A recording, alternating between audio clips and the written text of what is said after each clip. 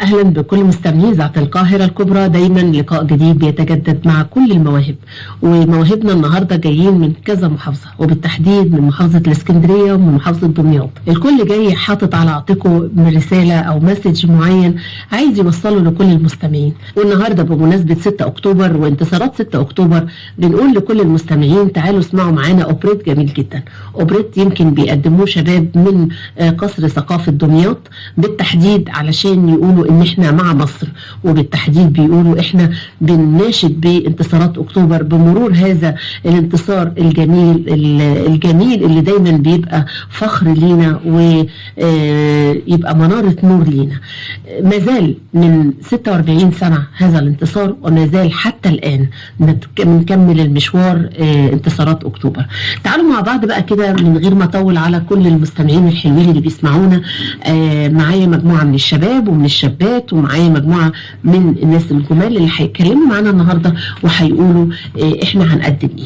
اولا برحب بكل اللي موجودين معايا. برحب بالاستاذ محمد عبد الله المطرب، برحب بيك بقول لك كل سنة وحضرتك طيب واهلا بيك معانا. اهلا بيك. وبرحب بالاستاذ محمد عفت، اهلا بيك يا استاذ محمد. ازي حضرتك عامل ايه؟ مطرب، ومحمد برضو مطرب. وبرحب بالاستاذ محمد رضا، اهلا بيك، موزع موسيقي وهو اللي عامل الاوبريت جميل باسم مصر وعروبة. ومعايا الاستاذة الجميلة الاستاذة جهاد نوار، اهلا بيك يا استاذة جهاد. الحمد لله على سلامتك، مشوار طويل من دمياط بس عشان نشوف استاذة سحر طبعا. الله يخليكي ونرحب بيكي، بنقول لك اهلا بيكي معانا من دمياط. وبرحب بالشاعرة الجميلة الشاعرة رودي فاروق، اهلا بيكي يا استاذة رودي. طبعا اهلا بيكي من اهل اسكندريه، يعني معانا اسكندريه ودمياط والشرقيه. عملت توليفه جامده، عملت توليفه حلوه. قولوا لي بقى، احنا النهارده كلنا جايين ما شاء الله يعني اسكندريه والشرقيه ودمياط، ولكن هنعمل اوبريت جميل جدا هنقدمه للساده المستمعين، اتمنى يعجب كل المستمعين. قولوا لي بقى يا استاذه جهاد، الفكره الاول جات لك ازاي؟ اولا الفكره طبعا الاوبريت الاول بعنوان ايه؟ الاوبريت بعنوان مصر وعروبه. مصر وعروبه. مصر وعروبه ده عباره عن مجموعه من الكوبليهات موجوده في قصيده كبيره جدا اسمها بانوراما مصريه حب مصر. حوالي 140 كوبليه، اتلحن منها اغنيه بحبك يا مصر، وتم توزيعها وهتنزل برضه في اكتوبر.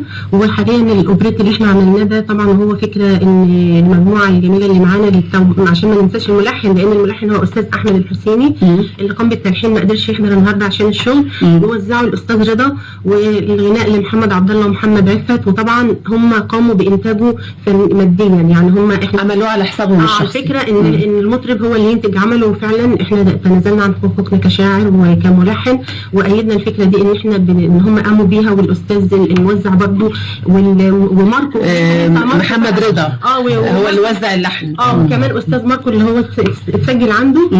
عملوا يعني مش كلكم كده يعني شجعتوا. احنا ندينا هديه لمصر. دي هديه لمصر مني. والاوبريت نفسه ده داخل مجموعه كبيره من الكوبليات، اتمنى ان كلها برضه يتم تنفيذها. فهو طبعا اهداء لمصر، هي كلمات بسيطه جدا بس هي عن حبي لمصر، مش لاي حاجه ثانيه غير لمصر. وهم اتفاعلوا وحماسهم بصراحه كان حضرتك اللي كاتبه الكلمات؟ ده كلماتي. ممكن نسمع الكلمات كده قلتيها يعني اللي اتعملت اوبريت. الكلمات اللي اتعملت اوبريت هي بحبك مصر وعروبه، بحبك خطوه محسوبه، تعديني وترميني على برك، اروح واتملى من حسنك وناديكي وابوس خدك، وريت النصر تشهد لك يا ام الدنيا يا عظيمه يا محروسه من الازمات، يا مصر بعود محبينك بيعزف لحن من نيلك، هنا موجة تقسم لك وتانية تقول مواويلك، وننسى اهات بطبلة معاها زمارة وناي ودف وأمارة، بنات عشقة ومحتارة تزف شهيدك الغالي وتصنع من دموع شربات. من الفيوم لراس التين جنودك والله متعهدين على الأمة كلامهم زين، محد فيهم باع ولا خان، ونشدهم حلوة الحلوات. يا نور الأمة يا نور الأمة يا عظيمة يا بحر حنان وصوت طيبة، من الهكسوس لشعب يهود تاريخك يروي من البطولات ويكتبها هنا حكايات. ويا ريتنا نعود أطفال وعدنا للصبا رحال، فيرمينا الهوى في بابك ونستشهد فدا ترابك مش مرة لكن مرات. الله عليك. ايه رايكم؟ الكلام حلو صح؟ انت طبعا ما قلتيش كله يعني، لا هو كله بس في كمان جزء تاني طبعا. لا بس انا دي بالذات كنت حافظاها جدا، لكن الاستاذ احمد بن راجع هختار من داخل البانوراما 2 كوبليه هم غنوهم ببراعه جميله جدا. وبعدين هقول اللي هو الكوبليه الاخير اللي بيقول ايه، فكرني بيه. بحبك يا مصري يا روحي ودمي. بحبك يا مصري، لان كان عليه اختلاف طبعا وبيحاولوا يناقشوني في ايه الاختلاف بقى اللي كان مثلا الاستاذ احمد ما كانش عايزني كلمه ري ودوايا، انت نبض ري ودوايا، عايز اغير الكلمه دي. قلت له دي كلمه معناها الري، ما ينفعش اغيرها لان انا لغتي فصحى، حتى العاميه بكتبها باسلوب معين. وانت لحنتها، طالما اتلحنت غيرها ليه؟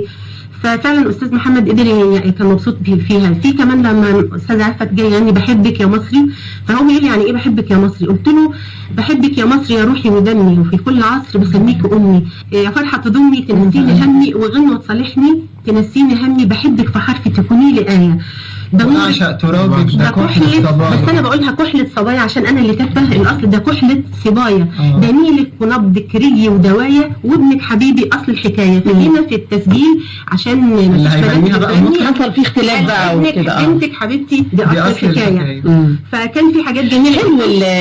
ورشه العمل، انا ورشه عمل جميله جدا معاهم على كل كلمه، ولان انا متحفظه جدا ففي كلمات طبعا ما رضيتش اغيرها، بس هم يعني بيغنوا كمثقفين، مش اي كلام بيتقالوا كده يعني. فالحمد لله. واهم حاجه التعاون والحب. هل انتوا عملتوه في قصر ثقافه دمياط؟ انا عضو في قصر ثقافه دمياط، نادي الادب قصر ثقافه دمياط. انما المجموعه دي طبعا انا عرفتها من خلال الفيس وتواجدنا عليه وعملنا جروب من خلاله. انشانا الفكره دي ان احنا نقوم بها، ان كلنا نقوم، ان احنا اللي نقوم، مش مثلا انا ما انتجش اغنيه للمطرب، انا اللي كشاعر انا ممكن اعمل الكلمات بتاعتي لو المطرب هو حد اللي ياخدها وهو اللي يقوم بانتاجها. فدي كانت الفكره، وعملتها قبل كده مع كذا حد وابتدينا نطبقها. فاخرجنا العمل ده من خلال الاستوديو والتوزيع، فكان العمل جميل جدا بحب وبتعاون. قابلنا عراقيل كتير جدا وما زالت طبعا، لكن انا سعيده بيه لانه قدر يخرج من النور، وكمان كعمل وطني. اهو احنا بنثبت كلامنا وبنقول خرجنا للنور من خلال برنامج مواهب على الطريق، وان شاء الله. انا سعيده لان حضرتك لما طلبتي ان احنا نعمل برنامج كنت سعيده جدا ان يعني احنا جايين كده وحاسين ان في قبول لتواجدنا. لا وفي يعني الدوله والحكومه المصريه بتدعمكم، لان انتوا شباب بتعملوا حاجه مفيده وجميله، وفي نفس الوقت بمجهودكم الشخصي.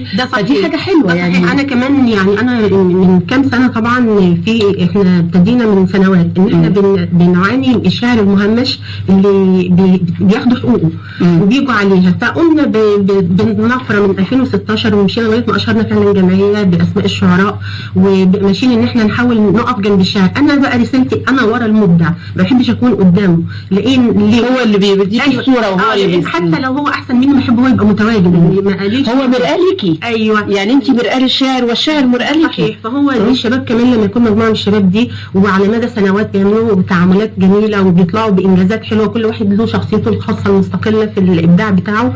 فانا سعيده ان انا بتعاون معاهم طبعا، وكمان رد معايا في الموضوع. احنا يعني نعتبر كلنا قصه تيم ورك حلو. احب اضيف على كلام استاذه جهاد انه اوبريت مصر وعروبه ده اول عمل لفريقنا. ايوه احنا فريق وعايزين ننفذ فكره.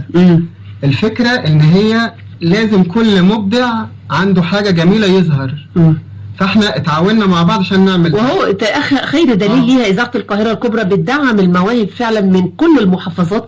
احنا بنقتصر على محافظه القاهره والجيزه والقليوبيه، ولكن الافرع واذرع القاهره الكبرى ممتده الى يعني مثلا الى اي مكان. انا منسقه على مستوى 17 محافظه فيها من جميع الشعراء.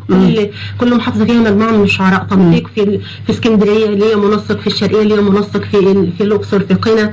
بتعملي رابطه من كل المحافظات تقدري يعني رئيس نادي ادب مثلا قنا رئيس عندي هو منسق عن الجمعيه والبحر الاحمر وهكذا. عملنا الموضوع ده من كذا سنه، ولما التقيت معاهم قدرت ان انا انسق الفريق بالشكل ده. كمان في نقطه احب ان اقولها من هنا، الكبير اكيد له تواجد في حياتنا كمبدع، لكن الصغير لازم يكون له مكان كمان اكبر بان انا احتويه. ومش هقعد اسمع على طول بقى عشان يفضل تواصل الاجيال. تواصل الاجيال، انما ان يعني في جيل قديم، في جيل وسط، في جيل ده. ليه احنا ما نكونش مع الجيل ده؟ ليه احنا نبتزه؟ صحيح. أو الأوبريت جميل، ولما يبقى حاجة بتعبر عن يعني نبض الشارع وعن نبض الشباب، وفي نفس الوقت في سياق جميل من الميوزك ومن الأداء ومن الرقي، تبقى حاجة حلوة قوي. إيه رأيك يا محمد؟ معانا بقى، بصوا بقى كده، معانا محمد عفت، ده مطرب، وهيكون معانا كمان محمد عبد الله. تمام؟ إيه رأيكم هتقدموا لنا الأوبريت بتاعكم؟ تمام؟ يلا نسمع مع بعض.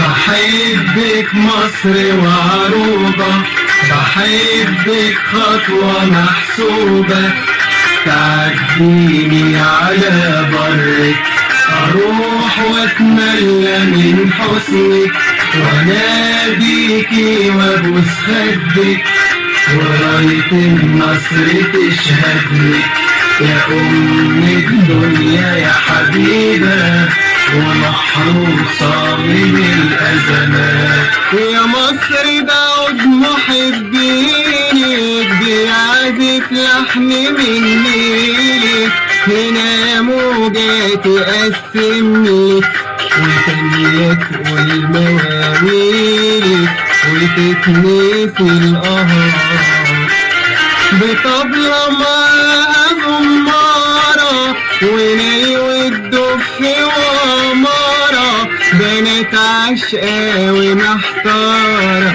تدف شهيدك الغالي، وتسمع من الدموع شربان.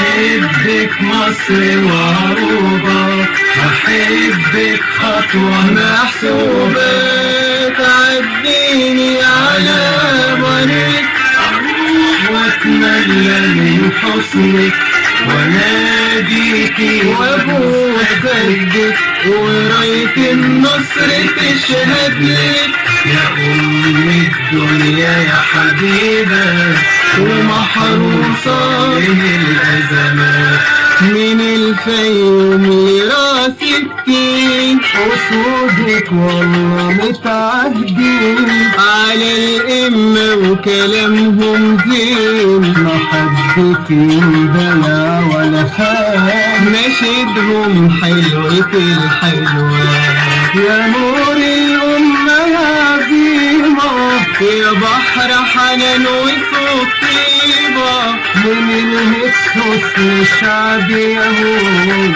تاريخك يروي من البطولات كتير حكايات. مصر وعروبة، بحبك خطوة محسوبة، تعديني على برك، أروح وأتملى من حسنك، وأناديكي وأبوس خدك، وراية النصر تشهدلك، يا أم الدنيا يا حبيبة، ومحروسة من الأزمات. أحب في كلامي أنادي باسمك، وأسمع غناكي وأكتب ملامحك، وأروي تاريخك لابنك وبنتك، ببنتك لجرحك طيب ألامك، بنورك وفرحك آيات من كتابك، بناك الجدود أميرة شبابك، لعمرك يغير شريح التراب، ولا الظلم يقدر يقدر سماكي. بحبك مصر وعروبة، بحبك خطوة محسوبة، تعديني على برك، أروح وأتملى من حسنك، وأناديكي وأبوس خدك، وراية النصر تشهدلك، يا أم الدنيا يا حبيبة، أحبك يا مصر يا روحي ودمي، وفي كل عصر أسميك أمي، وعشقك ملامحي يا فرحة تدومي، وبنوصل حليك نسيني همي، أحبك في حرفي تكوني لي آية، وأعشق ترابك ده كحل الصبايا، دليلك ده نبضي وري ودوايا، وبنتك حبيبتي دي أصل الحكاية. أحبك مصر وعروبة، أحبك خطوة محسوبة، تعديني على برك، أروح وأتملى من حسنك، وأناديكي وأبوس خدك، وراية النصر تشهد لك يا أم الدنيا يا حبيبة، ومحروسة من الأزمات. بحبك يا مصر، بحبك يا مصر. الله الله، يعني هو حاجة حلوة، بدايات جميلة ومبشرة بكل خير. يعني أولا بقى يعني عايزة أعرف بقى موقف التلحين من هذا الأوبريت. احنا عرفنا ان الكلمات بتقولها الأستاذة جهاد كشاعرة، وهم تذوقوا هذا الكلمات وابتدوا يقولوها بإحساسهم. محمد عبد الله ومحمد عفت. حضرتك بقى معاهم احمد الحسيني كمان، ومعاهم احمد الحسيني. بس نجح معانا موزع من الفيوم لراس التين ده كوبليه احمد الحسيني، بس هو ما قدرش يبقى متواجد معانا. تمام، يعني كنتوا ثلاثة مقسمينه على ثلاثة، بس عدم وجوده وانتوا قسمتوا الجزئية. هو الملحن وكمان غنى معاهم، واستاذ بقى محمد فعلا هو اللي هيقدر يتكلم عن اللحن، لان هو اللي يوزعه بقى، الميوزك ده يعتبر بتاعه. تمام.